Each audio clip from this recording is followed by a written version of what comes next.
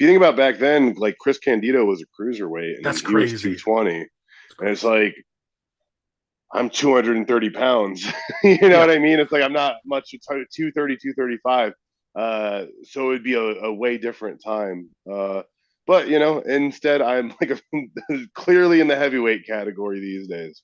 It's interesting you bring that up, and this wasn't in the notes, but it is something I've noticed. You've always, from as long as I've seen you, and I've probably seen you 4 or 5 years at least of your career. So, at least half. And you were always in great shape. But I swear you're bigger now than you've ever been. Was that like an intentional thing where you're trying to get like bulky, more bulky and thick, like, or was it just kind of the way life went?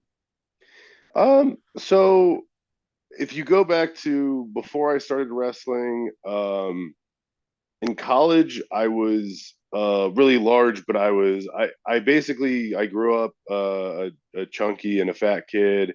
I was athletic, but I also I was legit 280, 290 All pounds in right. college. Uh, I was an offensive lineman, so that's partly why, but also I had really bad eating habits, and I probably didn't work out as hard as I should have at the time. And so then from there, I cut a lot of weight down to like the lowest I got was probably around like 205 or so. Um, and then slowly since then, it's kind of been building up, building up, building up. I'm about maybe 230, 235 right now at this point. So it's one of those things that's just taken me some time to kind of build more and more muscle. But it's been kind of cool because I feel like obviously people wouldn't generally think of like your prime as being 34 years old, but I feel like I've managed to keep getting better and better every year. So and allegedly, the prime earning years of being a wrestler are your late 30s and early 40s. So, really, really hoping that one comes true for me. I could use that, That but is what yeah, I've heard I've though.